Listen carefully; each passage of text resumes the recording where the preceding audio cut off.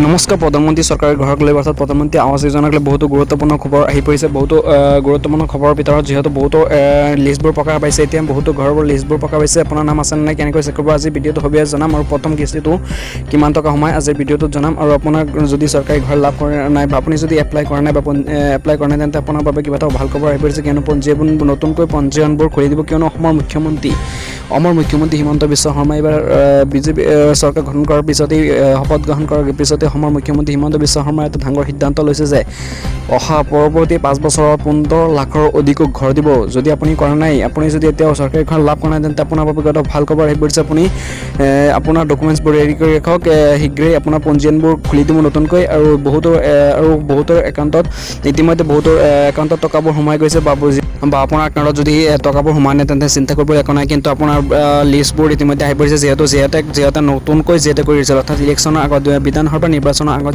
যিসকলে নতুনকৈ কৰিছিল, তেখেতসকলৰ বাবে সুখবৰ। তেখেতসকলে যিখন পঞ্চায়ত আছে, তেখেতসকলৰ যিখন পঞ্চায়তৰ সভাপতিৰ হাতত লিষ্টখন আহি পৰিছে। এইটো লিষ্টখন মানে অফিচিয়েলি কোনো ৱেবছাইটত ডিক্লেয়াৰ হোৱা নাই, অৰ্থাৎ পঞ্চায়তৰ প্ৰেচিডেণ্টেহে গম পাই পঞ্চায়তৰ প্ৰেচিডেণ্টৰ হাতত আহি পৰিছে লিষ্টটো। আপুনি গৈ মানে আপোনাৰ পঞ্চায়তৰ সভাপতিৰ হাতত গৈ মানে চেক কৰিব পাৰে আপোনাৰ নামটো আছেনে নাই। যদি নাই, তেন্তে চিন্তা কৰিবলৈ একো নাই। কিন্তু নতুনকৈ যিহেতু পঞ্জীয়নবোৰ খুলি দিব, অসমৰ মুখ্যমন্ত্ৰী হিমন্ত বিশ্ব শৰ্মাই কৈছে 1 আগষ্টৰ পৰা মানে নতুনকৈ পঞ্জীয়নবোৰ খুলিব। আৰু যিসকলৰ মানে টকাবোৰ ভাজি আছে, বন্ধ হৈ আছে, তেখেতসকলৰ চিন্তা কৰিবলৈ একো নাই। কিন্তু অসম চৰকাৰে 6 জুলাইৰ পৰাহে নতুনকৈ বাজেট ধৰাব। নতুনকৈ বাজেট ধৰোৱাৰ পিছতহে যিকোনো ধৰণৰ আঁচনি, অৰ্থাৎ অৰুণোদয়ৰ লগতে বিভিন্ন আঁচনিবোৰ যিহেতু বন্ধ হৈ আছে, সেইবোৰ আঁচনি বা PM কিষাণৰ টকাবোৰ সোমাই গৈছে ইতিমধ্যে। কিন্তু ঘৰ বা অৰুণোদয় আঁচনিৰ টকা বা লাখপতি বাইদেউৰ আঁচনিৰ টকাবোৰ 1 আগষ্টৰ পৰা সোমাই যাব।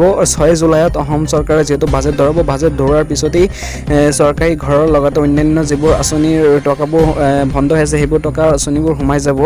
আৰু যদি আপুনি এতিয়ালৈকে চৰকাৰী ঘৰ লাভ কৰা নাই বা শীঘ্ৰেই যিহেতু পঞ্জীয়নবোৰ খুলি দিব, আপুনি কেনেকৈ এপ্লাই কৰিব লাগিব সেই বিষয়ে জনাওঁ।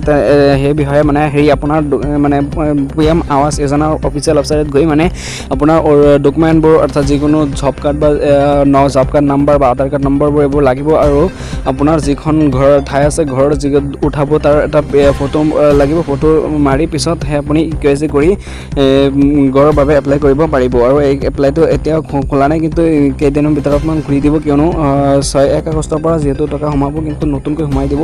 আৰু বহুতে প্ৰশ্ন কৰি আছে যে এইবাৰ চৰকাৰী ঘৰৰ টকাবোৰ কিমান টকাকৈ সোমাব। আৰু বহুতে প্ৰশ্ন মানে আগতে যিহেতু 1.5 লাখকৈ সোমাইছিল, বৰ্তমান নতুনকৈ বাজেট ধৰাব, যিহেতু বৰ্তমান ঘৰবোৰ বেলেগ ডিজাইনৰ হ'ব বা অলপ ডাঙৰকৈ হ'ব, অলপ মানে টকাটো বাজেটবোৰ বেছিকৈ হ'ব, মানে টকাবোৰ মানে বেছিকৈ সোমাব। এইবাৰ টকা মানে 2.5 লাখকৈ সোমাব, ডাঙৰকৈ উঠাব পাৰিব। নিয়ম অনুযায়ী, চৰকাৰী নিয়ম অনুসৰি বহুতে সুধি আছে যে চৰকাৰী ঘৰ মানে যিখন ৰুল আছে, সেই ৰুলতে বনাব লাগিব বা আপুনি নিজৰ মানে ভৰাব, ঘৰটো অলপ ডাঙৰকৈ বনাব বিচাৰে, তেন্তে আপুনি বনাব পাৰিবনে নাই। আপুনি এই প্ৰশ্নটো মানে আপুনি পাৰিব। আপুনি টকাবোৰ ভৰাই মানে ঘৰটো অলপ ডাঙৰ কৰিব যদি চেষ্টা কৰে বনাবলৈ, তেন্তে পাৰিব। এইটো মানে চৰকাৰী কোনো ৰুল নাই যাতে আপোনাৰ চৰকাৰী যিটো নিয়ম আছে তাতে বনাব লাগিব, এনেকুৱা ৰুল নাই।